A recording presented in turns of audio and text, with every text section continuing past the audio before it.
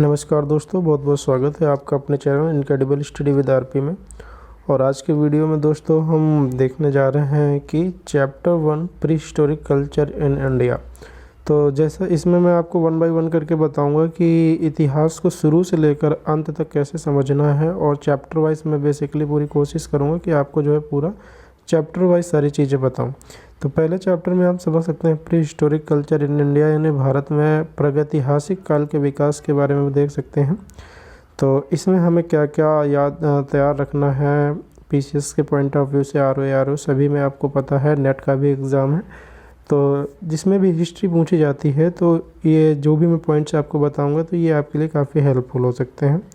ठीक है, तो अब आगे देखते हैं pre historic culture in India. तो जैसे कि आप जानते हो कि इसको हम 3 भागों में बांट सकते हैं, पूरा पाषाण काल को हम 3 भागों में बांट सकते हैं। कौन कौन से?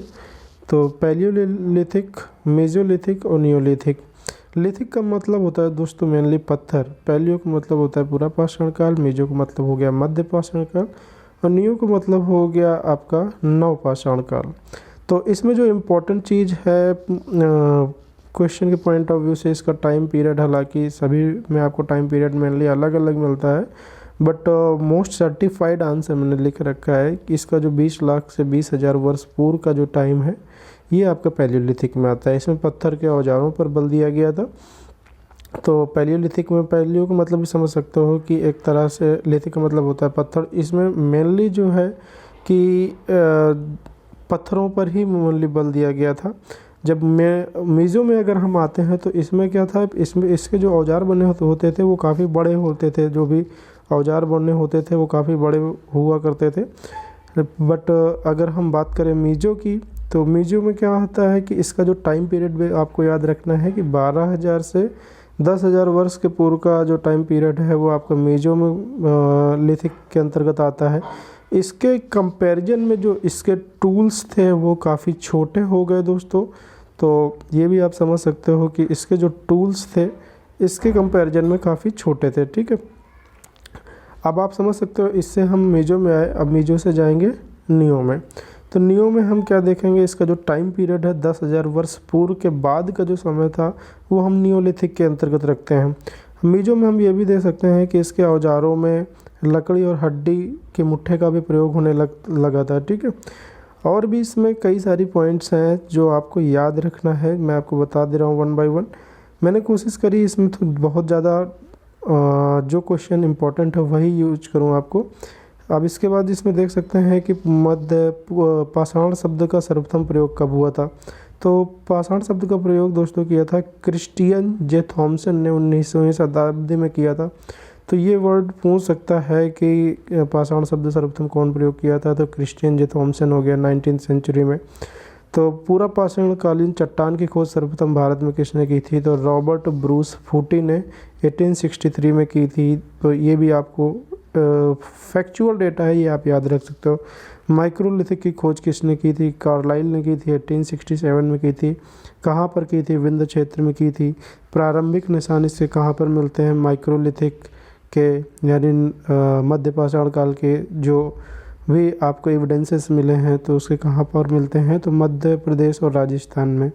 ठीक है, इसके आगे देखते हैं दोस्तों, नवपाषाण औजारों की खोज किसने की थी। तो नवपाषाण औजारों की खोज का श्रेय जो है ली मेसुरियर 1860 में इन्होंने की थी और यूपी में की थी। ठीक है, नवपाषाण शब्द का सर्वप्रथम प्रयोग किसने किया था, जॉन ल्यूबेक ने किया था। तो आप इस चीज़ को भी थोड़ा ध्यान दीजिए, नवपाषाण शब्द का प्रयोग हो गया, पाषाण शब्द का प्रयोग क्रिस्टियन जे थॉमसन ने किया, नवपाषाण शब्द का प्रयोग जॉन ल्यूबेक ने किया 1865 में, नवपाषाण औजारों की खोज 1860 में ली मेसुरियर ने की थी।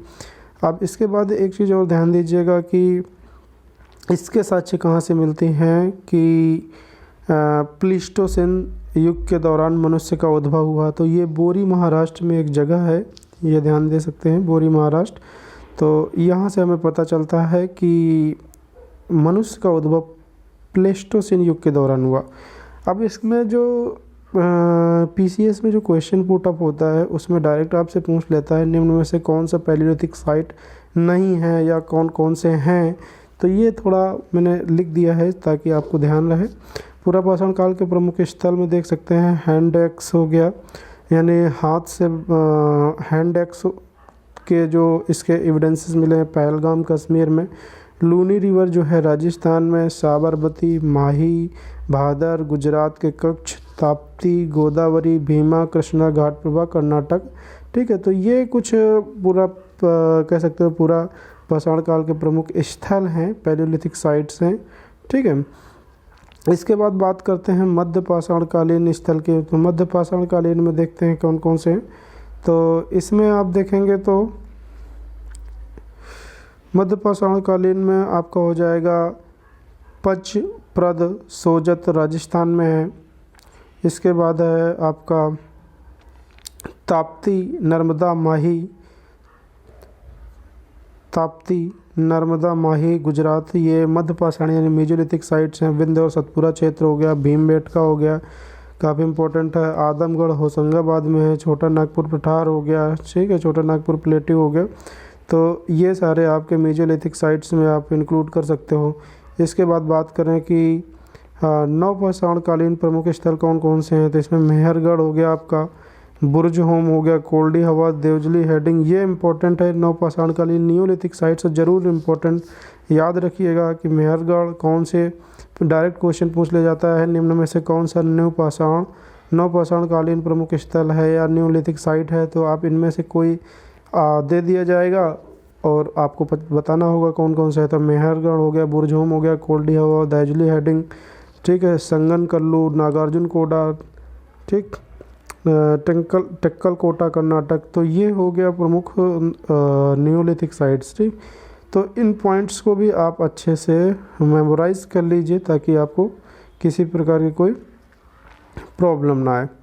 तो इस वीडियो में मैंने आपको जो इम्पोर्टेंट चीज़ें थी पूरा पाषाण काल के बारे में वो मैंने आपको सारी बता दी। So thank you very much for watching this video. Please subscribe कर अपने इस चैनल को।